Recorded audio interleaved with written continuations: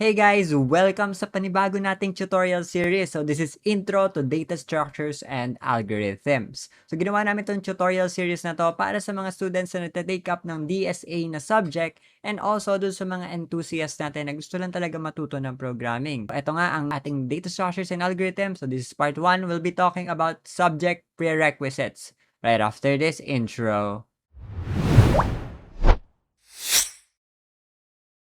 So guys, before we start, ito lang yung mga prerequisites natin para maintindihan natin fully yung DSA natin na tutorial series. So number 1, dapat meron na kayong alam na basic knowledge sa kahit anong programming language natin. So preferably C++ or Java kasi yun yung tinuturo kadalasan sa school. C++ and Java ang gagamitin natin dito sa tutorial series na to.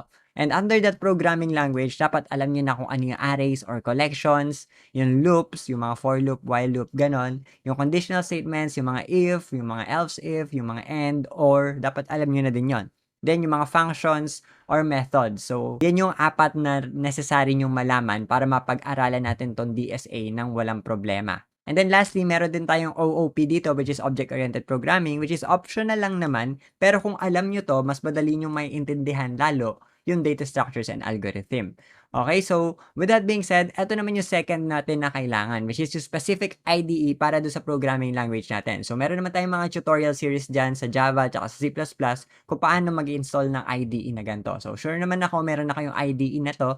Kung pinag-aaralan nyo itong DSA, dapat meron na kayong alam na programming language. So either, kunwari, C++ gamit nyo, CodeBlocks gamitin nyo, kung Java gamit nyo, Eclipse gamitin nyo, o kaya NetBeans naman. So pwede yun. So yun yung mga prerequisites natin. So make sure na alam nyo itong mga to bago kayo mag-proceed. Okay? So, moving on. So, pag-aralan naman natin kung ano ang data structures and algorithms and kung para saan ba tong topic na to. Okay? So, ang data structures and algorithm or DSA is ginagamit siya and tinuturo sa atin para tayo as a programmers, alam natin kung paano natin i-organize yung mga data and gumamit ng most efficient na data structures whenever na nagde-develop tayo ng isang software.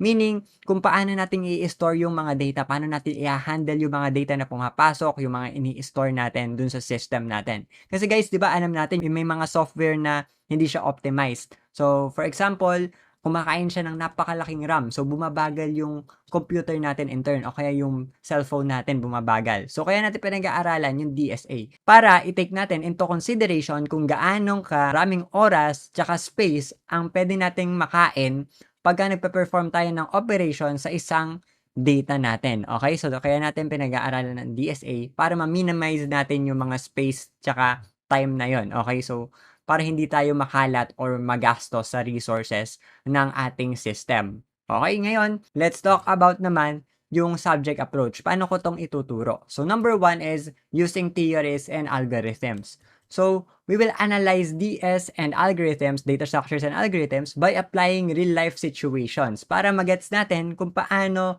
nagpo-flow yung data sa iba't ibang data structures and kung paano gumagana din yung mga algorithms niya. So, iisa-isahin natin yon. Okay? So, hihima-himayin natin yon. And then, after natin pag-aralan yung theories and algorithms na yan, pag-aaralan naman natin kung paano siya i-implement using the programming language. So, gagamit tayo ng specific na programming language para i-apply naman yung mga data structures na pinag-aralan natin na yon. So, yun lang kailangan nyo malaman about dun sa topic na to. So guys, yun lang ang pag-uusapan natin sa episode na to. I hope na subaybayan nyo tong episode na to. So sa mga susunod na episode, yun na yung totoong pagtuturo natin ng data structures and algorithm. So subaybayan nyo lang yun. And again, thank you for watching this video. And as always guys, I will see you in the next video. Goodbye!